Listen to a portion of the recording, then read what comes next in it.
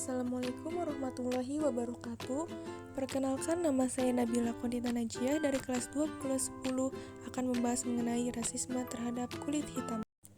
Nah, yang pertama kita akan membahas mengenai latar belakangnya. Pertama kali istilah rasisme digunakan sekitar tahun 1930-an. Istilah tersebut digunakan untuk menggambarkan teori yang telah dipakai pemerintah Hitler pada masa pembantaian terhadap orang Yahudi.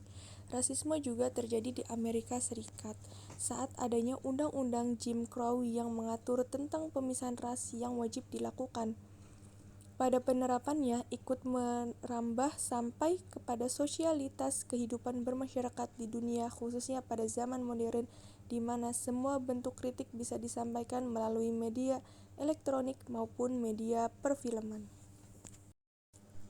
Seperti contoh pada kasus rasisme yang sering terjadi beberapa tahun ini, semisal kejadian penembakan para jamaah di sebuah gereja Emmanuel di kota Charleston, South Carolina, Amerika Serikat, yang keseluruhan korban merupakan golongan berkulit hitam, keturunan Afrika.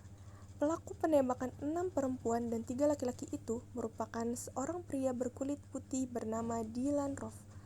Menurut dugaan kepolisian, pelaku melakukan hal tersebut karena dilandasi kebencian atas ras. Nah, penyebab terjadinya rasisme.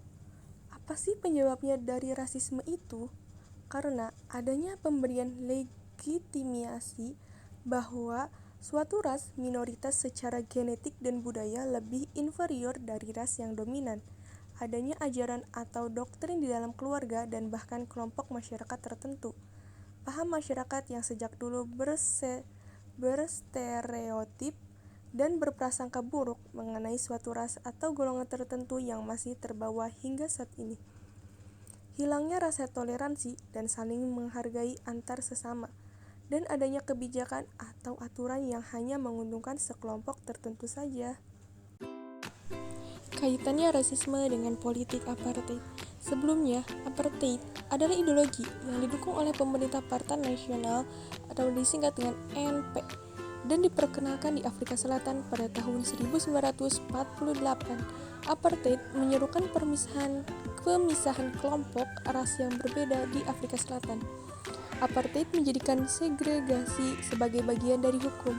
Apartheid memisahkan masyarakat dengan kejam dan paksa, dan memiliki aparat negara yang menakutkan untuk menghukum mereka yang tidak setuju. Alasan lain mengapa apartheid dipandang lebih buruk daripada segregasi adalah karena apartheid diperkenalkan pada periode ketika negara-negara lain mulai menjauh dari kebijakan rasis.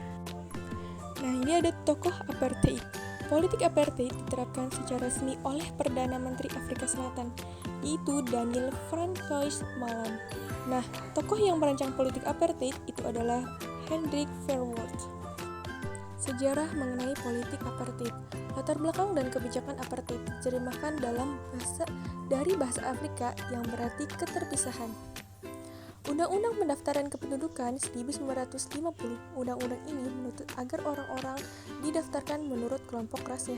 Beberapa undang-undang penting lainnya adalah Undang-Undang Larangan Perkawinan Campuran, Undang-Undang Amandemen Amoralitas tahun 1949, Undang-Undang Perwakilan Pemilih Terpisah tahun 1950 tahun 1951, Group Arrest Act 1950 ini adalah tindakan yang mengawali pemisahan fisik antar ras, terutama di perkotaan. Undang-undang tersebut juga menyerukan pemindahan beberapa kelompok orang ke wilayah yang diperuntukkan bagi kelompok ras mereka. Lalu ada perlawanan sebelum tahun 1960. Perlawanan terhadap apartheid datang dari semua kalangan dan tidak hanya seperti yang sering diduga dari mereka yang terkena dampak negatif diskriminasi. Kritik juga datang dari negara lain, dan beberapa di antaranya memberikan dukungan terhadap gerakan kemerdekaan Afrika Selatan. ANC. Sejarah perlawanan ANC memulai melalui 3 fase. Yang pertama adalah dialog dan petisi. Nah, yang kedua oposisi langsung.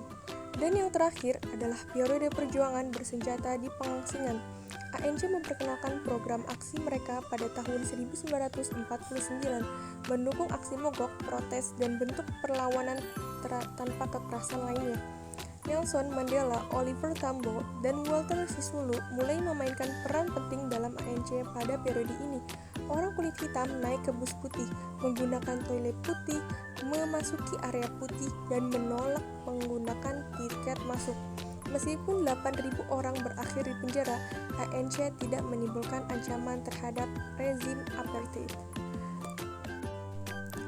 Hubungannya rasisme dengan HAM di masa sekarang. Rasisme adalah suatu tindakan membeda-bedakan antara satu kelompok dengan kelompok lainnya. Berdasarkan ras dan budaya mereka, rasisme juga termasuk diskriminasi karena adanya sikap membeda-bedakan secara sengaja terhadap golongan-golongan yang berhubungan dengan kepentingan tertentu. Pembedaan tersebut biasanya didasarkan pada agama, etnis, suku, dan ras. Nah, di Indonesia, berdasarkan Pasal 1 Angka 3 Undang-Undang Nomor 39 Tahun 1999 tentang Hak Asasi Manusia, yaitu tentang mengenai diskriminasi. Penyelesaian masalah mengenai rasisme. Bagaimana sih dalam menyelesaikan masalah mengenai rasisme? Yang pertama, memahami definisi rasisme. Perbincangan mengenai rasisme terkadang kurang dapat dimengerti ketika partisipan dipaham arti dari rasisme. Yang kedua, memahami kesenjangan rasial. Yang ketiga, menentang gagasan rasisme. Nah, yang keempat, mendukung dan mengedukasi. Yang kelima, menjadi anti-rasis. Cara mencegah rasisme. Pendekatan pluralisme budaya merupakan salah satu alternatif dalam menyelesaikan konflik sosial. Pluralisme merujuk pada sikap penghormatan antara berbagai kelompok dalam masyarakat serta penghormatan kelompok mayoritas terhadap minoritas dan sebaliknya. Nah, ada beberapa cara mencegah rasisme dengan pendekatan pluralisme budaya, yaitu mengembangkan wawasan serta kompetensi personal dan sosial, mengembangkan kesadaran dan sensitivitas pada masyarakat, menerima perbedaan, meningkatkan integritas sosial kelompok, meningkatkan kesamaan kesempatan, memfasilitasi perubahan-perubahan kebijakan yang mengakomodir semua kelompok. Oke, segitu saja. Kurang lebihnya mohon maaf. Terima kasih. Wassalamualaikum warahmatullahi wabarakatuh.